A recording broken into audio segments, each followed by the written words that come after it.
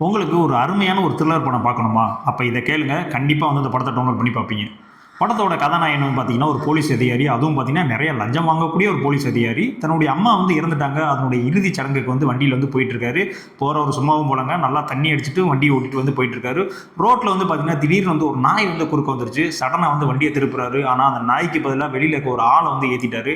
டக்குன்னு வெளியில இறங்கி பார்த்தா ஒரு ஆள் வந்து இறந்து கிடக்காப்புல. சுத்தி முத்தி பார்க்குறாரு, யாருமே இல்லை. உடனே வந்து அந்த ஆளை தூக்கி தன்னுடைய வண்டியினுடைய டிக்கியில வந்து போட்டுட்டு நேராக வந்து அவங்க அம்மாவுடைய இறுதி சடங்கு வந்து போயிட்டு இருக்காரு. அப்பதான் வந்து அவருடைய ஸ்டேஷன்ல இருந்து வந்து அவருக்கு ஒரு மெசேஜ் வருது. என்ன மெசேஜ் வருது அப்படின்னு வந்து பாத்தீங்கன்னா, நீங்க லஞ்சமா வாங்கியிருந்த லஞ்ச பணத்தை லஞ்ச ஒழிப்புத்துறையிலிருந்து வந்து எடுத்துட்டாங்க.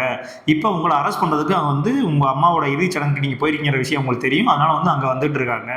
அது மட்டும் இல்ல, லஞ்ச பணம் இன்னும் எதுவும் உங்க டிக்கில வச்சிருக்கீங்களா இல்லையான்றதையும் வந்து அவங்க சோதனை போறக்கா வர்றாங்க அப்படின்ற மாதிரி வந்து ஒரு மெசேஜ் வருது. இப்ப நம்மளுடைய ஹீரோ வந்து தன்னுடைய அம்மாவுடைய இறுதி சடங்குக்கு போனாரா இல்லையா, தன்னுடைய டிக்கில இருக்க பிணத்தை வந்து எப்படி வந்து டிஸ்போஸ் பண்ணாரு, அது எப்படி போலீஸுக்கு வந்து தெரிஞ்சிச்சா இல்லையா, போலீஸ்காரன் வந்து இவரை கைது பண்ணாரா இல்லையான்றது தான் வந்து இந்த படத்தினுடைய மொத்த ஸ்டோரி.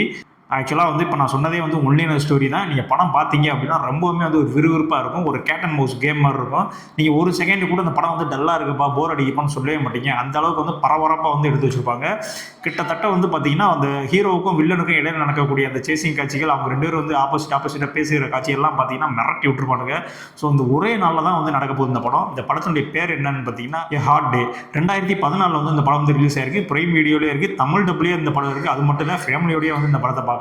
ஸோ அருமையான படம். இந்த படத்தை வந்து மிஸ் பண்ணிட்டாதீங்க. என்ன பவர் இருக்கு தெரியுமா? இந்த வீடியோ லைக் செய்யலாம், ஷேர் செய்யலாம், கமெண்ட் செய்யலாம், எல்லாத்துக்கும் மேல சப்ஸ்கிரைப் செய்யலாம். கீழே இருக்கிற பெல் ஐகானை பிரஸ் பண்றீங்க